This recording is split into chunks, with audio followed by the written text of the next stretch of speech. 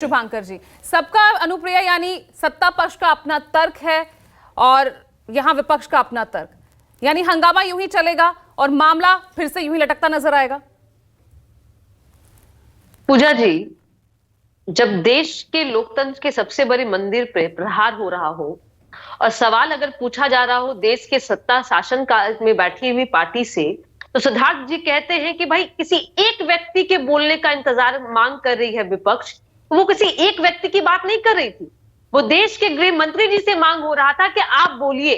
और बहुत आश्चर्य होता है कि बड़ी बड़ी घटनाओं के बाद होने के बाद में, जैसा हमने मणिपुर की घटना भी देखा, यह आपको आवाज उठाने की जरूरत क्यों पड़ती है विपक्ष को? यह आपकी जिम्मेदारी है कि आप बोलिए, लेकिन आप जिम्मेदारी से किस तरह से भागते नजर आते हैं ये देश की जनता देखती है। आप अपने वादे से पीछे भागते नजर आते हैं। और सिद्धार्थ जी, आप कहते हैं कि ये विधुरी वाले बात को आप यहाँ कोरिलेट नहीं कीजिए, कैसे नहीं करें?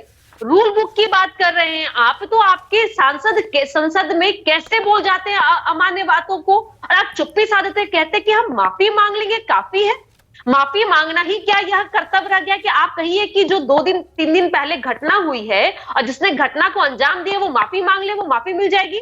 आप तो जो लोकतंत्र के मंदिर में बैठने वाले सांसद, जो जनता के प्रतिनिधित्व हैं, उनकी आवाज को आप नहीं सुन पा रहे हैं। आप कैसी तानाशाह सरकार चला रही है, देश की जनता समझ रही है।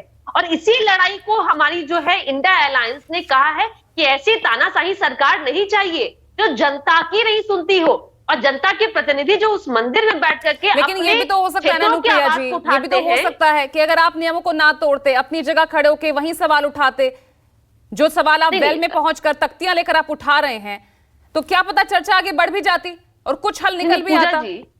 पूजा जी, मैं फिर कह रही हूं कि इतनी भी गंभीरता नहीं रह गई है कि अब सवाल पूछना पड़ता है विपक्ष को। जहां आपकी जिम्मेदारी है, जहां आपको स्वतः बोलना चाहिए था, वहां आपको एक अलार्म की जरूरत पड़ती है, आपको एक हंगामे की जरूरत पड़ती है। और अगर जब व्यक्ति पूछ भी रहा है तो आप कहते हैं किसी एक व्यक्ति से सवाल है, कतई नहीं। ये इतनी संवेदनशील मसले हैं और उसमें आपकी सरकार विफल नजर आती है। जब देश का लोकतंत्र की मंदिर सुरक्षित नहीं है तो आम व्यक्ति कैसे सुरक्षित अपने आप को महसूस करेगा? और बार बार इनके ही नेता बार बार, अगर मैं कहूं मणिपुर में इनकी सरकार है, डबल इंजन की सरकार है। इनके जो सांसद थे जिन्होंने बेटियों के साथ में अमर्यादित व्यवहार किया, उनको भी सदन में इनको स्वागत किया।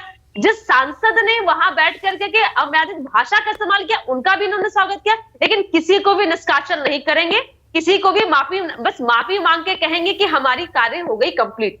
लेकिन जो आपकी जिम्मेदारी है उससे भागते नजर आइएगा तो सड़क से सदन तक हम लड़ेंगे। और निष्कासन करने से आपकी जो यह कूटनीति है, आपकी जो डर जो दिखा रही है पूजा जी, ये सीधा डर है इनके अंदर में कि किस तरह से इंडिया अलायंस के जो लोग हैं एकजुटता के साथ में इनकी जो जड़ें हैं उखाड़ फेंकनी है इनको, जो है ये इनका डर बोल रहा है कि आप सदन से ही हटा दो, सवाल ही नहीं पूछे दो। लेकिन सदन से आप हमें उठा के फेंकिएगा, लेकिन सड़क से उठा के नहीं फेंक पाइएगा। और हम आपको सदन से हटाने के लिए सड़क तक की लड़ाई हम लड़ेंगे। मैं भाजपा के नेताओं को और यहाँ प्रवक्ताओं को मैं चेतावनी देना चाहती हूँ।